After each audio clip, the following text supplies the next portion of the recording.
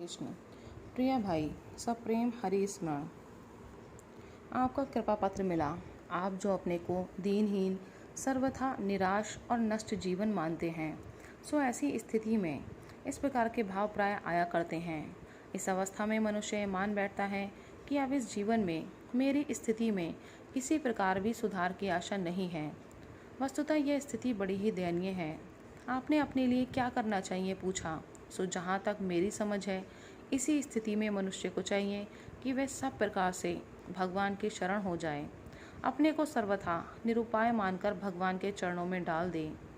ऐसी हजारों उलझनों से भरी हुई और सर्वथा निराश स्थिति से निकलने का एक ही अच्छा उपाय है कि अपने को भगवान के भरोसे छोड़ दे और भगवान की मंगलमय इच्छा को, उनके कल्याणमय विधान को स्वच्छंदता के साथ अभिव्यक्त होने दें।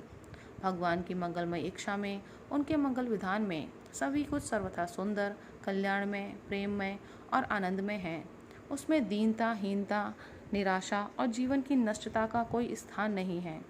हम जो आज इतने दीन, दुखी तथा निराश हैं, इसका कारण यही है कि हमने भोग आसक्ति के कारण भगवान की मंगलमय व्यवस्था से अलग अपनी कुछ इच्छाएं बना ली हैं और उन्हीं की पूर्ति से जीवन में सुख और कल्याण की संभावना मान बैठे हैं। इसी से बार बार निराशा का सामना करना पड़ता है। इस निराशा और दुख की स्थिति से पार पाने का उपाय है बस दृढ़ विश्वास के साथ अपने को सर्वथा पूर्ण रूप से भगवान के भरोसे पर छोड़ देना, उनके प्रति पूर्ण समर्पण कर देना। और यह कठिन भी नहीं है। जो सर्वथा असहाय, निराश और आश्रयहीन है, वह दीन बंधु भगवान की शरण छोड़कर और कहाँ जाएगा। जगत के लोग तो सफलता की पूजा करते हैं, ऐसे असफल जीवन को कौन आश्रय देगा। ऐसे लोगों के लिए तो एकमात्र अशरण, शरण, करुणा, वरुणालय भगवान ही परम आश्रय हैं, जो अकारण ही नित्य प्राणी मात्र के परम सुहद्र हैं। उनका द्वार ऐसे लोगों के लिए सदा ही खुला है।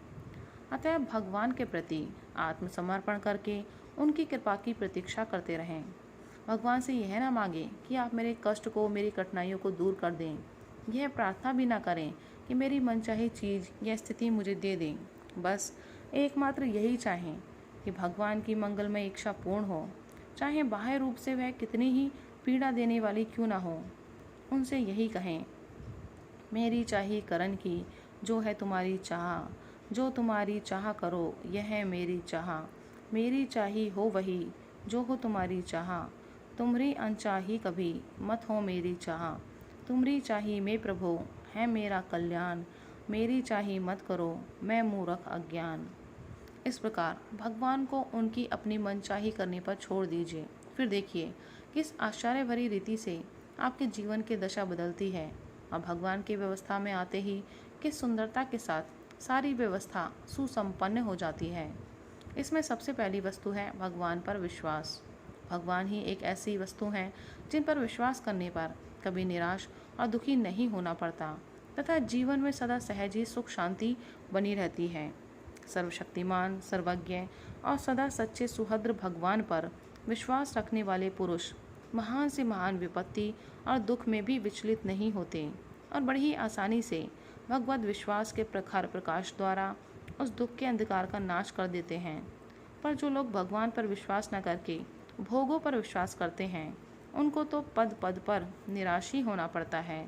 अतएव अब भगवान पर विश्वास कीजिए और अपने को सच्चाई के साथ उनके मंगलमय विधान पर छोड़कर उनकी मंगलमय इच्छा को प्रकट होने का सुअवसर दीजिए।